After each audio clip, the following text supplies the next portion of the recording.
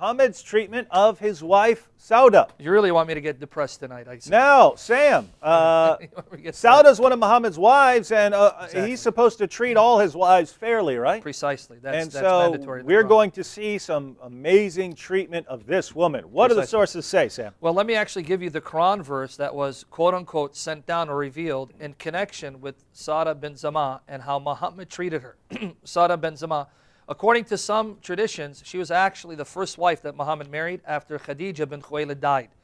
Because as long as Muhammad was married to Khadija, he was monogamous, because she was his boss for all intents and purposes, and she had the money, and he was her employer, and then they eventually got married. Tradition says he was 25 when he married her, and she was 40.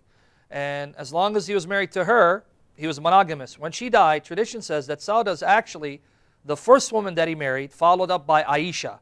These were the two women, the first two women that Muhammad married after Khadija died, and eventually Muhammad had about 11 wives before he died. Now, according to chapter 4, verse 128, women are given the following advice if they fear, right, that their husbands will desert them. This is the advice given to women who fear desertion on the part of their husbands, that their husbands will desert them, abandon them. Chapter 4, verse 128. And if a woman fears ill usage or desertion on the part of her husband, there is no blame on them if they effect a reconciliation between them. And reconciliation is better. There's no blame if they try to reconcile the situation so the husband doesn't abandon the wife. And avarice has been made to be present in the people's minds. And if you do good to others and guard against evil, then surely Allah is aware of what you do. What people do not realize is that this passage was composed in reference to Sauda bint Zam'ah, who feared that Muhammad was going to divorce her because she was old and no longer attractive. And another hadith says she was actually fat. And I'm not making fun of her. I'm the last person to be making fun of fat people, right? This is actually, Aisha said she was This is in the hadith, woman. and I'm going to read it. But let me read to you Tafsir Ibn Kathir. Now, who's Tafsir Ibn Kathir? Or this Tafsir is written by who? Ibn Kathir. And you can read this online by going to www. The letter Q, the word Tafsir, Q Tafsir, TAFSIR.com. See what Ibn Kathir says about chapter 4, verse 128. Let me read this. Making peace is better than separation. An example of such peace can be felt in the story of Sauda bint Zam'ah, who when she became aged, the Prophet wanted to divorce her, but she made peace with him by offering the night he used to spend with her to Aisha so that he would keep her. Did you see what happened here? Muhammad wanted to divorce her because she became old, she became aged. She made a deal with Muhammad, look, don't divorce me, keep me as your wife, but you don't have to visit me on the day of visitation, because according to tradition, Muhammad assigned a specific day to each one of his 11 wives. Later on, there were 9 because 2 had died. And so she said, look, let's say Thursday was her day. You don't need to visit me anymore on Thursday. You can visit Aisha, your favorite wife, on that day. So now Aisha has now 2 days assigned to her. The day that was originally hers, and now Sauda's day has been transferred over to Aisha. Now remember, if Muhammad is a prophet of mercy, what would we expect Muhammad to do? No, Sauda, don't worry about it. I'm going to continue to visit you. I'm not going to divorce you. After all, I love you. You are my wife. He goes, okay, I accept your deal.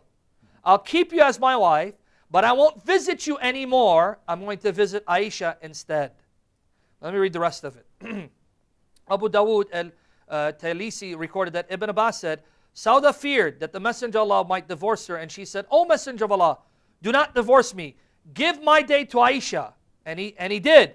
The 2 Sahihs, Bukhari and Muslim, recorded from Aisha, who said, this is now Aisha saying this, that when Sauda bint Zam'ah became old, she forfeited her day to Aisha, and the Prophet used to spend Sauda's night with Aisha. Making peace is better. It refers to the wife relinquishing some of her marital rights and its acceptance of the offer. So Sauda relinquished some of her marital rights, rights that belonged to her, so that Muhammad would keep her, Muhammad wouldn't divorce her. Now remember, we are told that Muhammad is a prophet of mercy to all creatures. Was this merciful? Did Muhammad actually show mercy to this aged wife, a woman who was old, whom he wanted to divorce because she was no longer attractive? And the hadith says, Sahih Bukhari, volume 6, Sahih Bukhari, Volume 6, Book 60, number 318, narrated Aisha, Sauda went out to answer the call of nature. After it was made obligatory to observe the veil, she was a fat, huge lady. Did you catch it? Bukhari, Volume 6, Book 60, number 318. She was a fat, huge lady. She had become aged, and Muhammad wanted to divorce her. Is that merciful? No. If you think about the repercussions of this, the message for both men and women here is, if you marry someone, you've spent years married to a woman, and she's eventually no longer attracted to you, you've got some younger, more attractive wives, you can toss her aside.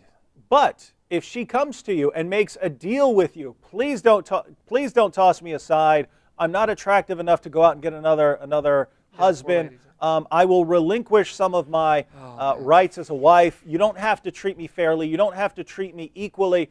Just keep giving me some food, and you can give whatever I would have gotten as far as treatment. You could give that to wives that you like better. And the Quran says, take the deal. What a great arrangement, right? Yeah.